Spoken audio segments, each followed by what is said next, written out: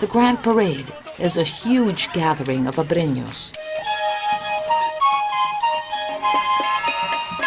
All municipalities are represented, each having its own mobile float, again showcasing the special product each town has to offer.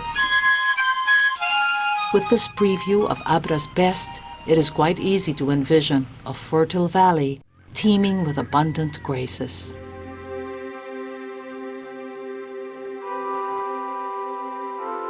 Then again, Abra is much more than a nature trip. It is also a peek at history. The scars of the past manifest themselves in a mysteriously picturesque way. In Bangued and other nearby places, remnants of terracotta buildings tell the story of a Japanese stronghold bombed by American forces in the final days of World War II. Abra's charm is unassuming, yet irresistible. It has enthralled Filipinos from far regions. Monique Bernardes is one of them. She is from Bicol, a region located way down south in the island of Luzon. Yet Abra, a northern province, has beckoned her to stay. The reason why I'm here in Abra because my husband is here. It's because of love, you know. And then, aside from that, I really fell in love with the place. The people are very peace-loving in spite of the two cultures we have, the Ilocanos and the Tingguians. In spite of that, you know, they are living harmoniously. The Tingguians are Abra's indigenous culture bearers. Taking on the fate of minority groups the world over, they have survived centuries of discrimination. Fortunately, the line dividing Tingguians and Ilocanos is slowly but steadily diminishing. Tingguians now hold places of authority in Abra's local government, and they are now passionately bent on preserving their traditions and way of life.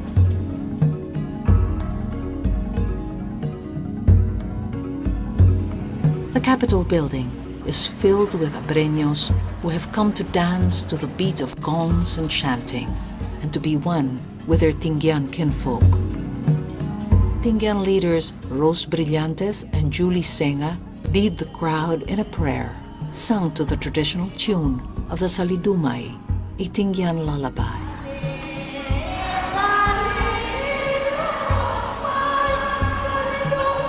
And then the dances, depicting the Tingguian way of life. They have rich symbolisms for courtship, harvest time, heroic deeds.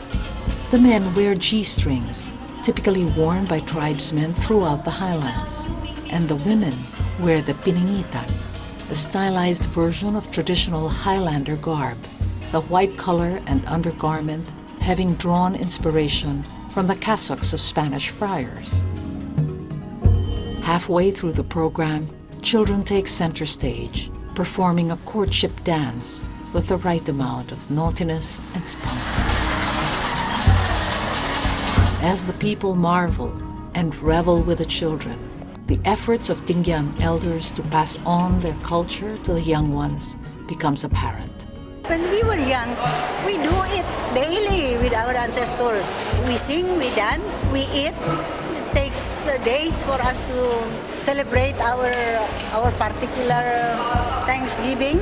It was our living. For us in the Department of Education, we have what we call the indigenization of the curriculum. We inject the songs, the dances, and even some of the ceremonies, rites into their classes. Of course, there was a time that the young people seem to forget because of the Western influence. So that is now our role to bring back to them the beautiful culture that we have. The people were so amused and charmed by the children that they sent a shower of coins and paper bills into the dance floor, landing right where the children were prancing. For some, this would seem like an insult, but Julie and Rose take it in good faith. This is culture and it is dynamic. Whatever creative thing that people would find, to add up to practicing their or displaying their culture would be fine. You know, you just have to appreciate the children, and they did it in that manner. It was just a gesture of appreciation. And an act of blessing, they both agree. Flexibility is good in safe proportions. But in this ever-changing dimension, every nation, tribe, and sect strives to keep its culture pristine for generations to come. Chronicling every single detail is important. I'm writing a book, weaving my ancestral lineage. I have an anthology of 30 Tingguian melodies. I still have the tape that I gathered from the communities when I went for research. Later, we see a melding of sorts. Two cultures living in palpable unity. Veda, an Ilocana who is a face in the Abrenio diaspora, pays respect to the two Tingguian elders who have strengthened her ideals in ways she will be eternally thankful for. Identity is celebrated. Identity is forever in motion. Identity ignites dialogue, and it is hoped, understanding. There will always be reasons for the proverbial exodus, but just as well, there will always be reasons, sweet and beautiful, that make us yearn to take the long journey home.